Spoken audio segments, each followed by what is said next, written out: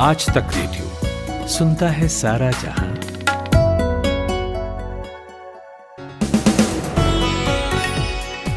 सत्ताईस मई है आज, दिन हो गया है गुरुवार। शाम के न्यूज पॉडकास्ट दिन भर में आप सभी का स्वागत। मेरा नाम नितिन ठाकुर है और बिना देर किए शुरू करते हैं आज की खबरों का लेखा जोखा। जिन खबरों पर एक्सपर्ट की राय लेंगे, पहले वो बताता हूं। फाइजर के भारत आने की राह धीरे धीरे साफ हो गई है, लेकिन बात कहां अटकी है वो सुनेंगे। और बात न्यूयॉर्क टाइम्स की दावे की भी होगी, जिसमें कहा गया है कि कोरोना से मरने वालों का जो आंकड़ा हमारी सरकार पेश कर रही है वो झूठा है और सरकारी गाइडलाइंस मानने की मियाद खत्म हो गई है, तो सोशल मीडिया प्लेटफॉर्म्स पर चाबुक चल सकता है। ऐसे में फेसबुक और ट्विटर क्या कह रहे हैं बताएंगे आपको। भारत का भगोड़ा मेहुल चौकसी पकड़ा गया है, लेकिन सवाल यह है कि उसे भारत लाएंगे कैसे, ये पूरी कहानी समझेंगे। लेकिन पहले हेडलाइन सुनते हैं खुशबू से।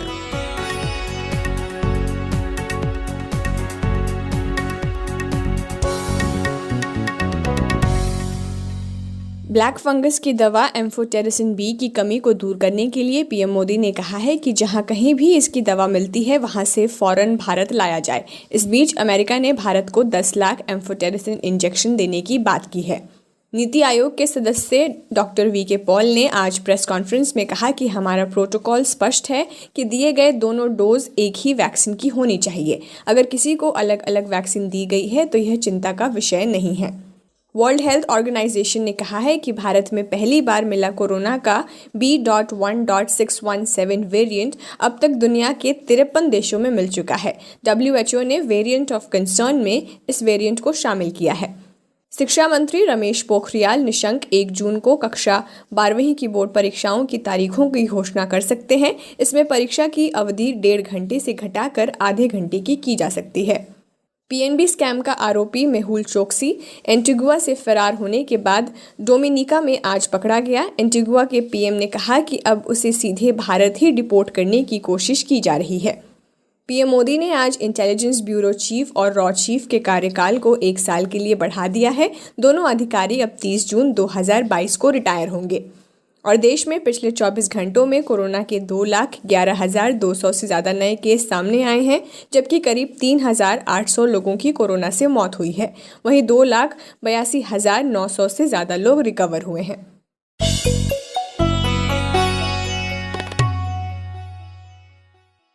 दुनिया भर में कोरोना की कई वैक्सीन्स हैं जो लोगों को लगाई जा रही हैं, लेकिन भारत में अभी आपको कोविशील्ड और कोवैक्सीन ही मिलेंगी। इसमें भी कोवैक्सीन जो है उस पर लोगों में थोड़ी सी हिचकिचाहट है। ऐसे में एक वैक्सीन है जिस पर सभी का भरोसा दिखता है, वो है फाइजर। कल एक स्टडी भी आई है अमेरिका में। सेंटर फॉर डिजीज कंट्रोल ने कहा है कि जिन लोगों ने फाइजर मॉडर्ना की वैक्सीन लगवाई है उनमें सिर्फ 0.01% लोग ही इफेक्ट हुए। फिलहाल भारत में वैक्सीन की कमी है और सरकार चाहती है कि अमेरिका से फाइजर के इंजेक्शन मिल जाएं। उधर फाइजर ने भी भारत सरकार से कहा है कि वो उसके आने का रास्ता जल्द साफ कर दें तो सप्लाई शुरू हो जाएगी। यदि फास्ट ट्रैक मंजूरी मिली तो जुलाई से अक्टूबर के बीच 5 करोड़ खुराक रोल आउट हो जाएंगी, लेकिन कंपनी की कुछ शर्तें हैं। उसने सरकार को खत लिखा है। तो ये कौन सी बातें हैं, हमने पूछा हेल्थ से जुड़ी खबरें कवर करने वाले हमारे साथी ऋचिक मिश्रा से। इसमें कोई शक नहीं है कि फाइजर कोरोना की सबसे बेहतरीन दवा बना चुकी है और उसकी एफिकेसी भी सबसे ज्यादा है और यही एक वजह है कि उसको 44 देशों ने WHO ने मान्यता दे रखी है। दूसरा फायदा यह है कि वैक्सीन जो है 12 साल के उम्र से ऊपर जितने भी लोग हैं सबको लगाई जा सकती है। तीसरी अच्छी बात यह है कि उसको रशिया के स्पुतनिक की तरह -70 या -50 डिग्री में रखने की जरूरत नहीं है। 2 से 8 डिग्री तापमान पर 1 महीने तक स्टोर की जा सकती है और बड़े पैमाने पर प्रोडक्शन होता है, तो ये बात भी है कि कीमतें उसकी कम होंगी। खैर कीमत की बात तो सरकार की जो सर्वोच्च मेडिकल संस्था है वो डिसाइड करेगी कितनी कीमत होनी चाहिए, कंपनी मिलकर डिसाइड करेंगी। जहां तक फाइजर के शर्तें रखने की बात है, वो शर्तें इसलिए रखी गई है क्योंकि हमारे यहाँ ब्यूरोक्रेसी और सिस्टम में इन्वॉल्व होना, परमिशन लेना, वो सारी कुछ इतनी पेचीदा होती है और फिर यहाँ पे लोग भावनात्मक रूप से लोगों से जुड़े होते हैं। तो अगर खुदा न खास्ता किसी के साथ कोई वैक्सीनेशन के बाद कोई हादसा होता है तो केस करने के चांसेस होते हैं, तो उससे बचने के लिए कंपनी ने शर्तें रखी है। पहली बात तो उसने ये कही है कि भारत सरकार को WHO और 44 देशों की मेडिकल संस्थाओं से जो मान्यता मिली है वो मानना चाहिए। दूसरा, उसने ये मांगा है कि भारत में अगर किसी भी तरह की कानूनी पेच में कंपनी का नाम आता है तो उसे इससे मुक्ति मिलेगी। वो एक तरीके की आजादी चाह रहे हैं। साथ ही उन्होंने केंद्र सरकार से कहा है कि टीके की खरीद, नुकसान की भरपाई, देनदारी और अप्रूवल के बाद जो अलग अलग तरह के रिसर्च होते हैं वो सारी चीजें मान ली जाए। केंद्र सरकार की जो सर्वोच्च मेडिकल संस्था है जो इन सारी चीजों पर नजर रख रही है, ICMR वगैरह, वो सब लोग मिल करके इस तरह भी सोच रहे हैं कि इनको अनुमति दी जानी चाहिए या नहीं दी जानी चाहिए। रिचिक, फास्ट ट्रैकिंग के प्रोसेस में कितना समय लग सकता है और ये क्या लाल फीताशाही है जिसको खत्म करने की जरूरत है? वैक्सीन आने में देरी हो रही है। रेड टेपिज्म को खत्म नहीं किया जा सकता। रेड टेप का मतलब ही होता है कि जो सरकार चला रहे हैं ये वो लोग हैं जो पढ़े लिखे हैं और उन्हें पता है कि सरकार की कौन सी कमी हो सकती है और कौन सी सरकार का कौन सा गुण होता है, कौन से नियम के तहत कौन सी चीज लागू की जा सकती है, कौन से नियम को लागू करके उसी चीज को वापस बंद किया जा सकता है। तो अगर स्मूथली काम करते हैं तो इसमें कहीं कोई दिक्कत नहीं आएगी। लेकिन अपने देश में एक दिक्कत है कि सभी लोग अपना फायदा सोचते हैं। जब फायदा सोचते हैं मतलब अपना सोचते हैं, वो स्वार्थी हो जाते हैं, वहां पे चीजें बिगड़ जाती हैं। इस चीज को खत्म करने की जरूरत है। और बाकी अगर फाइजर कहता है कि जुलाई से अक्टूबर के बीच 5 करोड़ दे देता है तो मई का महीना ऑलमोस्ट खत्म हो चुका है, बचेगा सिर्फ जून। तो इस पूरे 1 महीने या मैक्सिमम 15 दिन और 1.5 महीने में अगर वैक्सीन का अप्रूवल मिल जाता है, वैक्सीन आ जाती है, भारत में कंपनी उसका प्रोडक्शन और डिलीवरी स्टार्ट कर देती है, तो इससे ज्यादा फास्ट ट्रैक कुछ हो भी नहीं सकता। अगर इसमें ब्यूरोक्रेसी के लेवल पे या गवर्नमेंट के लेवल पे या मिनिस्ट्री के लेवल पे किसी तरह का पेच फंसता है तो वो 1.5 से 2 महीना हो सकता है, लेकिन इससे ज्यादा नहीं, क्योंकि जो भी दवाइयां आई हैं देश में वो बातचीत करने के 2 महीने के अंदर आ गई हैं। भारत सरकार भी कोवैक्सीन का ट्रायल कर रही है बच्चों पर। तो रिचिक, इधर फाइजर ने भी कह दिया है कि 12 साल से ऊपर के बच्चों के लिए ये सेफ है, तो सरकार किसे तवज्जो देगी? देखिए, अभी तक की जो स्थिति रही है, पिछले जब से वैक्सीन आई है तो भारत में कोविशील्ड और कोवैक्सीन दोनों को एक स्तर पे मान्यता दी है। ये बात अलग है कि सरकारी स्तर पर कोविशील्ड की डोजेज ज्यादा है और कोवैक्सीन के डोजेज अभी कम है। जहां तक बात रही फाइजर की, तो फाइजर और मॉडर्ना ये दोनों ही 12 से 18 साल तक के किशोरों पर ट्रायल कर चुके हैं, वो सक्सेसफुल हो चुकी है। इसलिए वो ये दावा ठोक के कह रहे हैं कि 12 साल के ऊपर हम वैक्सीन लगाने को तैयार है। कोवैक्सीन ने अभी स्टार्ट किया है, इनका जून से ट्रायल शुरू हो सकता है और इनका जो सबसे छोटा वॉलंटियर होगा वो 2 साल का कोई एक बच्चा होगा। कोवैक्सीन की एफिकेसी जो है वो भी बहुत अच्छी है और तो ये उम्मीद जताई जा रही है कि कोवैक्सीन जो है फायदा करेगी। फाइजर का पहले ही टेस्टेड है, तो 12 से 18 के बीच वाला गैप जो है वो भर सकता है फाइजर, और 2 से 12 साल तक के बीच के जो बच्चे हैं उनके लिए कोवैक्सीन का उपयोग किया जा सकता है। तो मुझे लगता है कि भारत सरकार विदेशी और देसी कंपनी के बीच में किसी तरह का युद्ध या कुश्ती नहीं लड़वाएगी, दोनों को अनुमति देगी। एक ये ऑप्शन जो मेरी तरफ से मुझे ऐसा लगता है कि वो कर सकते हैं कि फाइजर 2 से 12 साल तक के बच्चों को वैक्सीनेशन करे, मतलब या 11 साल तक, और 12 से 18 के लिए कोवैक्सीन को अनुमति दे दी जाए। भारत में अब तक 2.5 करोड़ से ज़्यादा लोग कोरोना वायरस की चपेट में आ चुके हैं। सरकारी आंकड़ों के मुताबिक मरने वालों की तादाद करीब 3,15,000 रही। लेकिन अमेरिका की मशहूर अखबार द न्यूयॉर्क टाइम्स ने दावा किया है कि आंकड़े काबिल यकीन नहीं हैं और भारत में असल मौत की संख्या पर एक मैथमेटिकल एनालिसिस भी उन्होंने पेश किया है। इसमें उन्होंने दावा किया कि कोरोना से जान गंवाने वाले लोगों की संख्या भारत में 6 लाख से 42 लाख के बीच हो सकती है। हालांकि सरकार के स्वास्थ्य संयुक्त सचिव लव अग्रवाल ने इस रिपोर्ट को आधारहीन और बिल्कुल झूठा करार दिया है और सरकार की ओर से यही एक रिएक्शन आया है।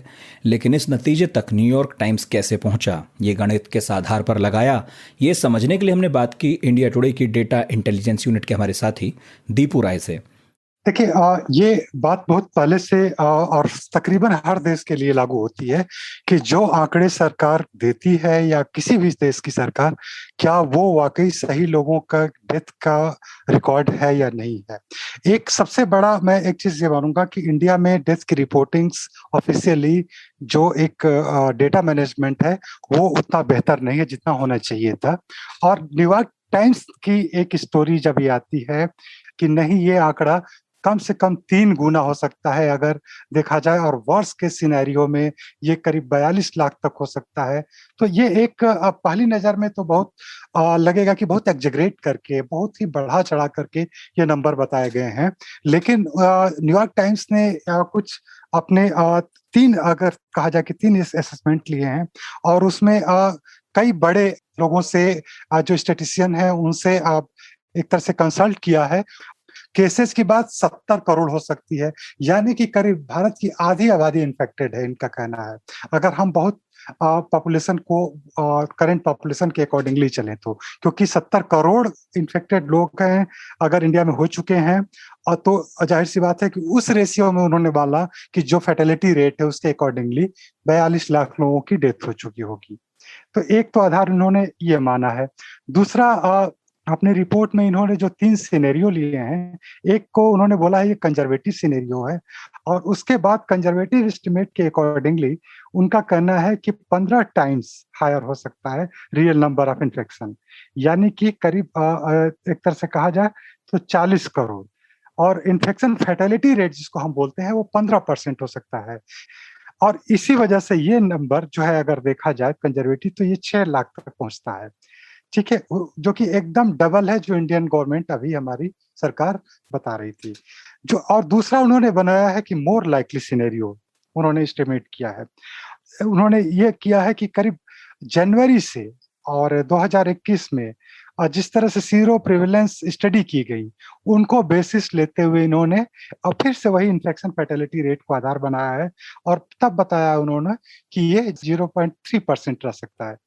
तो इसके अकॉर्डिंगली जो डेथ्स है वो 16 लाख की हो सकती हैं। दीपू जी, जो तीसरी स्थिति है वर्स्ट केस सिनेरियो, उसमें क्या एस्टिमेट दिया है न्यूयॉर्क टाइम्स ने, और क्या उसमें भी सीरो प्रिविलेंस को आधार बनाया है? उनका मानना है कि जो अभी करीब 26.9 मिलियन के आसपास हमारे जो केसेस हैं, लेकिन उनका कहना है कि नहीं, ये 700 मिलियन यानी 70 करोड़ से भी थोड़ा सा ज्यादा रहेगा। और उसमें जो इन्फेक्शन रेट वो काउंट कर रहे हैं वो 0.60, तो यानी कि 0.15 पहले सिनेरियो में, जो कि एक तरह से कंजर्वेटिव सिनेरियो है। इन्फेक्शन फैटेलिटी रेट यानी कि इन्फेक्शन और डेथ रेट के बारे में वो बता रहे हैं कि, और दूसरा लाइकली सिनेरियो में 0.3%, और जो वर्स्ट केस सिनेरियो है उसमें 0.6% बता रहे हैं। और यही रीजन है कि वो करीब करीब 13 गुना ज्यादा जो है वो एक तरह से डेथ्स का काउंट कर रहे हैं, और वो बोल रहे हैं कि 42 लाख लोग इंडिया में लोगों की डेथ हो चुकी है।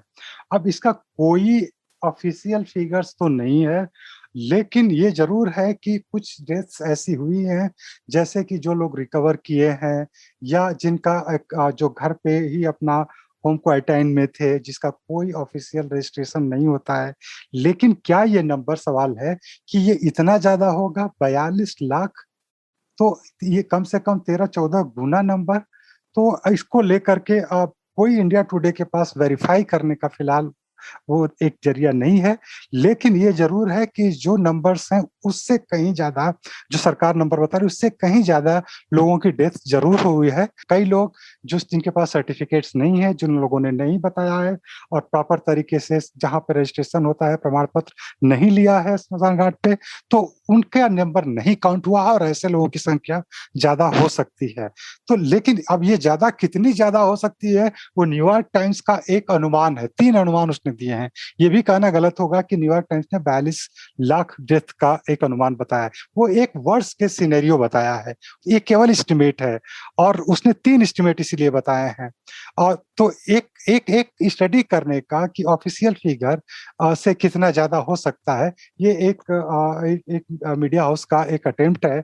और नो डाउट स्टैटिस्टिकली इसको अगर हम देखें तो उसमें भी वो सीरो प्रेवलेंस को आधार बना करके चल रहे हैं।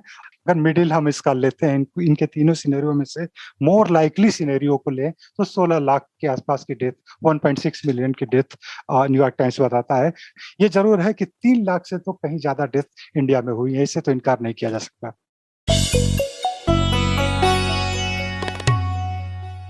और अब बात डिजिटल दुनिया की सबसे बड़ी खबर की।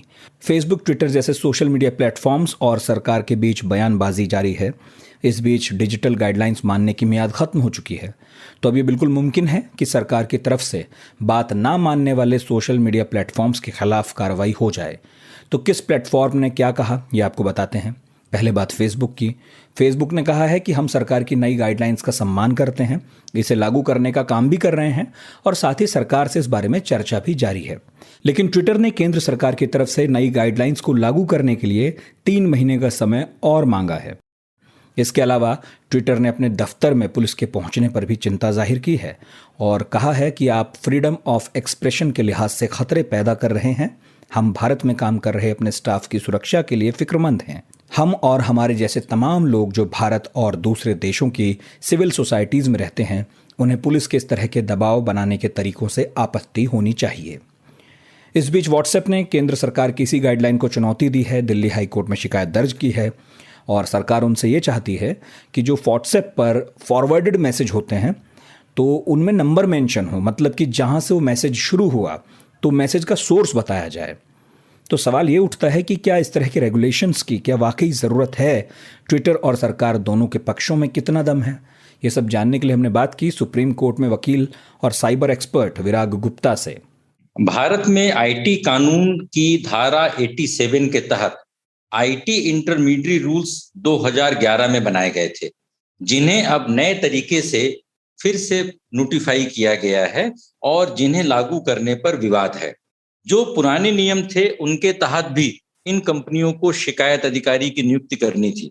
दिल्ली हाई कोर्ट ने गोविंदाचार्य मामले में अगस्त 2013 में आदेश दिया था, जिसके बाद इन कंपनियों ने अपने शिकायत अधिकारी को भारत से बाहर नियुक्त कर दिया था। अब इन नए नियमों के तहत इन्हें भारत में ही अपने शिकायत अधिकारी की नियुक्ति करना पड़ेगा और इन नियमों के कुछ पहलुओं पर व्हाट्सएप और दूसरी कंपनियों को आपत्ति है। लेकिन 3 बातें समझना जरूरी है। पहला, कि इन नियमों को लागू करने के लिए सरकार ने सुप्रीम कोर्ट के सामने हलफनामा दिया था। दूसरा, इन नियमों को लागू करने के पहले सरकार ने इन कंपनियों के साथ 2 साल का लंबा कंसल्टेशन किया था और लागू करने के लिए 3 महीने का समय दिया था। इसलिए अब इन नियमों को लागू करने में कोई भी हीला हवाली करना ठीक नहीं है। जहां तक इन नियमों को लागू करने की जरूरत के बारे में सवाल है, तो यह समझना जरूरी है कि आईटी एक्ट के सेक्शन 79 के तहत इन कंपनियों को इम्यूनिटी मिलती है इंटरमीडिएट की, और अगर इन नियमों का वो पालन नहीं करेंगे तो वो जो इम्यूनिटी है वो इनकी खत्म हो जाएगी। इसलिए इन नियमों का पालन करना और लागू होना जरूरी है। विराग जी, क्या ये प्लेटफॉर्म खासकर ट्विटर दूसरे देशों में भी इसी तरह की आनाकानी करते हैं या वहां इन्होंने ऐसे दिशा निर्देशों को मान लिया है? भारत और दूसरे देशों के जो लीगल फ्रेमवर्क में बहुत सारे जो गैप हैं उन्हें समझने की जरूरत है, जिससे कि पता चलेगा कि ट्विटर जैसे प्लेटफॉर्म भारत में नियमों को लागू करने में आनाकानी क्यों करते हैं। पहला यह है कि भारत में अभी तक सुप्रीम कोर्ट के फैसले के बावजूद डेटा सुरक्षा कानून नहीं आया है। डिजिटल के 2 पहलू हैं। पहला पहलू है डेटा, जो भारत के करोड़ों यूजर्स दिन प्रतिदिन क्रिएट करते हैं, और दूसरा पहलू है उस डेटा से लाभान्वित होने वाली डिजिटल कंपनियां। ये डिजिटल कंपनियां अमेरिका या चीन में रजिस्टर्ड होती हैं और भारत में अपने ऑफिस को मार्केटिंग ऑफिस कहती हैं। भारत इन कंपनियों का लगभग 1/5 मार्केट है, 20% मार्केट है। तो इनके मुनाफे और वैल्यूएशन से, भारत के मुनाफे और वैल्यूएशन से इन कंपनियों को 20% मुनाफा मिलता है, लेकिन आमदनी पर टैक्स नहीं देना चाहते। इसलिए वो इन नियमों को नहीं मानना चाहते हैं। लेकिन इन नियमों के लिए जो सही एक कानूनी और संवैधानिक फ्रेमवर्क है वह सरकार ने नहीं बनाया। डेटा सुरक्षा कानून नहीं बनाया, लोगों की डेटा सुरक्षा के लिए प्राइवेसी का कानून नहीं बनाया, और जो अभी नए नियम बनाए हैं उसमें ओटीटी और डिजिटल मीडिया का घालमेल करने की वजह से सावधान 22 पसेरी का जो माहौल बन गया है, उसकी वजह से एक अफरा तफरी की स्थिति है, जिसका फायदा यह प्लेटफॉर्म उठा रहे हैं। पीएनबी घोटाले का आरोपी और भगौड़ा हीरा कारोबारी मेहुल चौकसी डोमिनिका में पकड़ा गया और मेहुल चौकसी डोमिनिका से क्यूबा भागने की कोशिश में था, लेकिन जाहिर है कामयाब नहीं हुआ। फिलहाल डोमिनिका की कस्टडी में है। उधर एंटीगुआ के प्राइम मिनिस्टर गैस्टन ब्राउनी ने मेहुल चोकसी को जल्द भारत भेजने का आश्वासन दे दिया है। इस मामले में डोमिनिकी सरकार और डोमिनिकन लॉ एनफोर्समेंट हमारे साथ सहयोग कर रहे हैं। हमने भी सारी जानकारियां भारत सरकार के साथ साझा कर दी हैं। जल्द ही मेहुल चोकसी को भारत भेजने की प्रक्रिया शुरू की जाएगी। तो आपने एंटीगुआ के पीएम को सुना। तो अब जो है मेहुल चोकसी भारत आ सकता है, लेकिन उनका जो लॉयर है उसने कानून का हवाला दिया है, कई सवाल खड़े किए हैं। तो जान लेते हैं पहले कि मेहुल चोकसी पकड़ा कैसे गया और डोमिनिका कैसे पहुंच गया। और ये बता रही हैं इंडिया टुडे टीवी की foreign affairs editor Geeta Mohan ji. जब एंटीगा एंड बारबुडा में था तो खबर ये आ रही है कि किसी फ्लाइट या प्लेन के द्वारा डोमिनिका नहीं पहुंचा। अब तक की जो खबर है, सूत्रों के हवाले से ये पता चल रहा है कि शायद मेहुल चोकसी ने बोट के जरिए, यानी कि समुद्र के जरिए एंटीगा बारबुडा को पार कर डोमिनिका पहुंचे। अब इसमें इनकी मदद लोकल्स ने की या नहीं की, इन्होंने किसी को पैसे दिए या नहीं दिए, किस तरीके से डोमिनिका पहुंचे, डोमिनिका में क्या उनको मदद मिली थी या नहीं, ये सब देखना होगा। लेकिन अहम बात यह है कि वो पकड़े कैसे गए।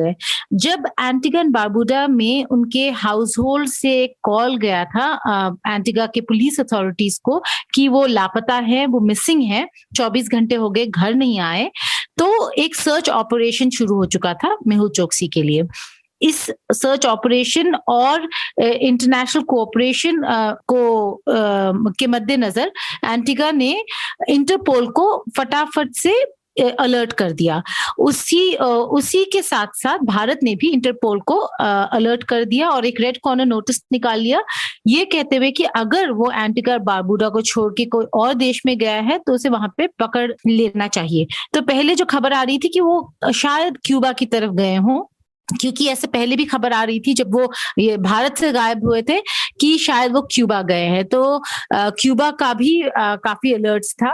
लेकिन डोमिनिका की भी हमेशा खबर आती रही है पास्ट में भी।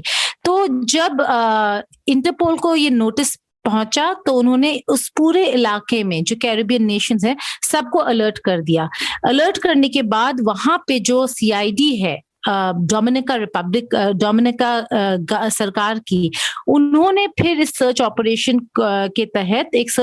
के तहत उनको इन्फॉर्मेशन मिली कि ऐसे एक इंडिविजुअल, हमें ये नहीं पता कि वो मेहुल चोकसी के नाम से ही डोमिनिका पहुंचे या नहीं, क्योंकि रूट तो उनका इलीगल था। ऐसा तो नहीं था कि उन्हें वीजा लगा था या उनके पास कोई और पासपोर्ट था, इसकी हमें खबर नहीं है। तो उन्हें ये पता चला कि ऐसा कोई इंडिविजुअल डोमिनिका पहुंचा हुआ है और फिर वहां की सीआईडी अलर्ट होके उन्होंने वहां पर जाकर मेहुल चोकसी को, जहां पर भी लोकेशन था जिसका उनको इंटेलिजेंस मिला, वहां जाकर उन्हें पकड़ लिया। उसके बाद उन्होंने अपने अथॉरिटीज को इन्फॉर्म किया। डोमिनिका ने फिर एंटीगा एंड बारबुडा के अथॉरिटीज को इन्फॉर्म किया। एंटीगा को जब पता चला तो उन्होंने इमीडिएटली हमारे जो वहां राजदूत है जो गयाना में बैठते हैं उनको इन्फॉर्म किया, और जो भारत सरकार है उनके जितने भी कॉन्वर्सेशंस डोमिनिका रिपब्लिक के साथ हो रहे हैं, सिक्योरिटी ऑफिशियल्स जो एक दूसरे के साथ कंप्लीटली कोऑर्डिनेशन में काम कर रहे हैं, उनको इन्फॉर्म कर दिया। तो ऐसे मेहुल चोकसी को पकड़ लिया गया है। लेकिन देखना यह होगा कि आगे चलकर मेहुल चोकसी कहाँ डिपोर्ट होते हैं, भारत या एंटीगा। अच्छा गीता, आगे अब प्रत्यर्पण की प्रक्रिया क्या होगी, कैसे होगी और इसमें क्या अड़चने देख रही हैं आप? जो प्रत्यर्पण की बात चल रही है, जिसे एक्सट्रेडिशन कहते हैं, वो काफी इंटरेस्टिंग है, क्योंकि एंटीगा एंड बारबुडा के प्रधानमंत्री से जब हमने इंटरव्यू किया था, उन्होंने कहा था कि मेहुल चोकसी एक लायबिलिटी है। उन्होंने एंटीगा के लिए बहुत ही बड़ा मुसीबत खड़ा कर दिया है, उनका नाम खराब कर दिया है, उनका सिटीजनशिप इन्वेस्टमेंट प्रोग्राम जो है उसको बदनाम कर दिया है, जो काफी अच्छा चल रहा था, काफी अच्छा प्रोग्राम है अगर कोई सिटीजनशिप एंटीगा का लेना चाहता हो। इसलिए वो नहीं चाहते थे कि मेहुल चोकसी उनके देश में ज्यादा दिन रहे और चाहते थे कि जल्द से जल्द उनका प्रत्यर्पण भारत की तरफ हो जाए। लेकिन जब वो मिसिंग हो गए और लापता हो गए, उसके बाद अब जब डोमिनिका में पाए गए, उसके बाद जब हमने उनसे बात की तो उन्होंने कहा कि हमने एक रिक्वेस्ट डाला है डोमिनिका की सरकार को कि उनका मेहुल चोकसी का जो प्रत्यर्पण है वो डायरेक्ट इंडिया हो जाए, ना कि एंटीगा, क्योंकि वो एंटीगा एंड बारबुडा के सिटीजन है, अभी सिटीजनशिप होल्ड करते हैं, डॉक्यूमेंटेशन उनका वहीं का है। तो नॉर्मली एक्सट्रेडिशन एक देश से दूसरे देश जहां का वो नुमाइंदा है, जहां का वो सिटीजन है, वो वहां वापस भेजना होता है। तो टेक्निकली डोमिनिका को एंटीगा भेजना होगा, लेकिन अब ये एक टेक्निकल पेच है। क्यों? क्योंकि जैसे मैंने कहा, वो सिटीजन अगर एंटीगा का है तो भारत कैसे भेजा जाए? भारत ने ऑलरेडी, क्योंकि इसको चैलेंज कर रखा है सिटीजनशिप को, तो कहीं ना कहीं भारत ये भी कह सकता है कि देखिए, इसने अपना भारत का सिटीजनशिप गिव अप नहीं किया है। अगर इसने भारत का सिटीजनशिप गिव अप नहीं किया है और भारत डुअल सिटीजनशिप को मानता नहीं है, तो उनका जो एंटीगा एंड बारबुडा का सिटीजनशिप है वो अभी क्वेश्चनेबल है। क्यों? क्योंकि वो केस लड़ रहे हैं कोर्ट में, और वहां की सरकार भी ये कह रही है कि इनके सिटीजनशिप के जो डॉक्यूमेंट्स है वो सही नहीं है। लेकिन आखिरकार डोमिनिका को ही डिसाइड करना है।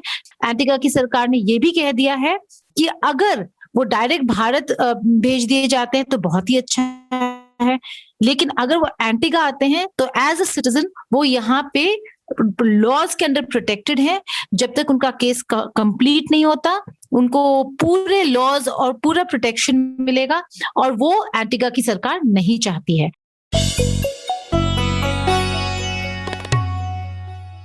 और अब अगली खबर दिल्ली से, जहां यूट्यूब चैनल का वीडियो बनाने के चक्कर में एक लड़के को हवालात जाना पड़ गया। हुआ ये है कि गौरव नाम के यूट्यूबर ने हाइड्रोजन बैलून्स के साथ अपने छोटे से कुत्ते को बांध दिया, उड़ाने की कोशिश करने लगा, और जब उसने वीडियो अपलोड किया तो फिर आलोचना होने लगी। लोगों ने कुत्ते के साथ हुई क्रूरता पर उसे गरियाया। देखते ही देखते लड़के ने वीडियो तो डिलीट कर दिया, लेकिन दिल्ली के मालवीय नगर थाने में मुकदमा दर्ज हो गया। वीडियो में क्योंकि एक महिला भी दिख रही हैं, उन्हें गौरव की मां बताया जा रहा है, उन्हें भी आरोपी बनाया गया है। इसके बाद पुलिस ने गौरव को अरेस्ट किया, उसने माफ़ी भी मांगी। तो हमने बात की गौरी मौलेखी से, जो पीपल्स फॉर एनिमल्स नाम की संस्था में ट्रस्टी हैं। उन्हें राष्ट्रपति से नारी शक्ति अवार्ड भी मिला है। इसके अलावा केंद्रीय मंत्री मेनका गांधी की सलाहकार भी हैं वो, जो खुद भी पशु पक्षियों से जुड़े मामलों में काफ़ी एक्टिव रहती हैं। गौरव की गिरफ्तारी हो गई, शायद मां पर भी मुकदमा दर्ज हुआ है उनकी, और आईपीसी की धारा 188, 269, 34 और पशु क्रूरता अधिनियम के तहत मामला दर्ज हुआ है। थोड़ा सा बताइए कि ये धाराएं क्या हैं और कितनी सज़ा होती हैं। तो बेसिकली ये जो कुत्ते को गुब्बारे से बांध के उड़ाने वाला प्रकरण है, जो वीडियो के माध्यम से बहुत अभी चल रहा है, वायरल हुआ है, इसमें ये दिल्ली में घटना हुई है, उससे संबंध में है। और दिल्ली में अभी लॉकडाउन लगा हुआ है, यानी कि गवर्नमेंट द्वारा ऑर्डर्स दिए गए हैं कि कोई अपने घर से बाहर ना निकले। ऐसा मतलब अकारण इमरजेंसी सर्विसेज ही अलाउड हैं, इमरजेंसी के लिए ही आप निकल सकते हैं, दवा या राशन या कुछ इलाज वगैरह के लिए। और इस प्रकार बेहुदे मजाक करने के लिए अगर बहुत सारे लोग घरों से बाहर निकल आते हैं और एक दूसरे के संपर्क में आते हैं, ये तो बीमारी बढ़ाना, गवर्नमेंट ऑर्डर नहीं मानना, जो ये अपराध हुए हैं इनसे, इन्हीं की ये धाराएं हैं 188, 34 वगैरह। और जो ये किन्हीं लोगों ने मिलकर ऐसा कोई व्हाट शुड यू से क्रूरता के घटना को अंजाम दिया है, ये पशु क्रूरता तो हुई ही। कोई अपने बच्चे के साथ तो ऐसा नहीं करेगा कि उसको गुब्बारा बांध के उड़ा दे, क्योंकि बच्चा घबरा ना जाए, स्ट्रेस में ना आ जाए, एंजाइटी ना हो जाए, कहीं उसको चोट ना लग जाए। ये सब कंसर्न्स होती हैं। यही सब कंसर्न्स क्या जानवर के लिए नहीं दिखानी चाहिए? मगर चूंकि पशु क्रूरता निवारण अधिनियम में धाराएं थोड़ी हल्की हैं, सजा मात्र 50 रुपए तक की है, वो भी कन्विक्शन पर, तो लोग जो है वो जानवरों को हल्के में लेते हैं। ऊपर से ये जो हमारे प्लेटफॉर्म्स हैं, ये ट्विटर, फेसबुक वगैरह, ये भी बिल्कुल ध्यान नहीं देते कि ये किस प्रकार के अभद्र और क्रूर और बेहुदे वीडियोस को जो है वो एक प्रचार का माध्यम प्रोवाइड कर रहे हैं। ऐसा करने से लोगों को न सिर्फ एक दिखावा करने के लिए इस प्रकार की घटनाओं को अंजाम देने का मौका मिलता है, बल्कि जो लोग देखते हैं वो भी, उनके दिमाग में भी नए नए आइडियाज आते हैं क्रूर होने के, कभी मारना पीटना कुत्तों को, कभी गायों को, कभी घोड़ों को। ये सब चीजें सभ्य समाज में शोभा नहीं देती हैं। तो जो धाराएं अभी लगाई गई हैं वो बेसिकली कंपाउंडेबल नहीं है। जो कंपाउंडेबल धारा होती है उसमें जुर्माना देके छूट जाते हैं, जैसे हेलमेट नहीं पहना, सड़क पर जा रहे हैं, जुर्माना देके हम छूट सकते हैं। लेकिन जो कंपाउंडेबल धाराएं नहीं होती हैं उस पर ट्रायल चलता है और मैजिस्ट्रेट के आगे जिरह होती है, दोनों पक्ष अपना प्रस्तुत करते हैं, सरकार बताती है कि क्यों ये जुर्म है और जो अभियुक्त है वो बताएगा क्यों हमने गलत काम नहीं किया, फिर मैजिस्ट्रेट डिसाइड करे कि गलत काम हुआ है या नहीं हुआ। अच्छा, मैं ये पूछना चाह रहा था आपसे कि देखिए, पशुओं के साथ क्रूरता तो गलत है ही, कोई इसे बर्दाश्त नहीं करता है और करना भी नहीं चाहिए किसी सभ्य समाज में। लेकिन यहाँ जो है वो मामला किसी जानवर के साथ मारपीट का नहीं था, उनका अपना कुत्ता है ये, और वीडियो में वो कोई क्रूरता करते उस तरह से नहीं दिखाई दे रहे। तो क्या ये ज़्यादा बेहतर नहीं था कि ऐसे केसेस में आर्थिक जुर्माना वगैरह लगाना चाहिए था, बजाय इसके कि ऐसी गिरफ्तारी हो, इतना बड़ा एक्शन हो जाए, जेल भेज दिया जाए किसी को? अब मैं आपसे एक बात पूछती हूँ, अगर मैं अपने बच्चे को गुब्बारे बांध के उड़ा दूं ऐसे जैसे कुत्ते को उड़ाया वीडियो में, तो क्या वो ठीक होगा? क्या उससे कुत्ते को चोट लगने का खतरा नहीं होगा? क्या उसको एंजाइटी या स्ट्रेस की वजह से, कहते डॉक्टर्स खुद कहते हैं, पेडियाट्रिशियन, कि अगर हम उछालें बच्चों को या सोचें तो उनको दिल का दौरा तक पड़ सकता है। तो क्रूरता तो है ही। जो बेचारा बोल नहीं सकता उसको आप जो है वो डराना धमकाना इस प्रकार के आप उसको गुब्बारे बांध के उड़ा दें, कल को उसकी जान चली जाए, क्रूरता तो ये डेफिनेटली है। लेकिन इसमें कंपाउंडिंग का प्रोविजन अगर लॉ में नहीं है, आर्थिक जुर्माने का प्रोविजन अगर लॉ में नहीं है, तो उसको कैसे पुलिस चला सकती है? उनको मामले को मैजिस्ट्रेट के आगे ही ले जाना पड़ेगा। मैजिस्ट्रेट चाहे तो अर्थदंड लगाए, चाहे तो ना लगाए, लेकिन पुलिस के स्तर पर अर्थदंड का प्रावधान इन धाराओं में नहीं है जो धाराएं लगाई गई हैं। इसके अलावा पशु क्रूरता निवारण अधिनियम में भी अर्थदंड का कोई प्रावधान नहीं है। हर ऐसे मामले में जिसमें क्रूरता होती है मैजिस्ट्रेट के आगे ही जाना पड़ता है और अपराध सिद्ध होने पर ही अर्थदंड लगाया जा सकता है। और अब वक्त विदा लेने का। आज का पॉडकास्ट प्रोड्यूस किया है जमशेद ने और साउंड मिक्सिंग कर रहे थे कपिल देव सिंह। एक मेल आया है हमारे पास चंचल जोशी का। लिखती हैं कि नेहरू पर जो पॉडकास्ट हमने बनाया वो उन्हें इन्फॉर्मेटिव और खूबसूरत लगा, उन्हें नेहरू से जुड़े कई पहलू पता चले। इसके अलावा चंचल ने सलाह दी है कि और भी जो प्रधानमंत्री हुए हैं हमारे, उन पर हमें पॉडकास्ट बनाने चाहिए, जैसे पीवी नरसिंह राव। बहुत बहुत शुक्रिया चंचल। हमारी कोशिश है कि हम ऐसा ही करें, और आप वैसे पीवी नरसिंह राव और राजीव गांधी के बारे में यदि पॉडकास्ट सुनना चाहती हैं तो हमारे नामी गिरामी सेक्शन में जाएं और वहाँ पर आप दोनों को सुन पाएंगी। इसके अलावा जिन पर हमने नहीं बनाए उन पर बनाने की कोशिश तो है ही, और जल्दी आपको सुनने को मिलेंगे। आप भी यदि हमें मेल करना चाहते हैं, कुछ कहना सुनना चाहते हैं, तो radio@aajtak.com हमारा मेल आईडी है। आपके मेल का हमें इंतज़ार रहेगा। और फिलहाल मुझे यानी नितिन ठाकुर को इजाज़त दीजिए और आप सुनते रहिए आज तक रेडियो।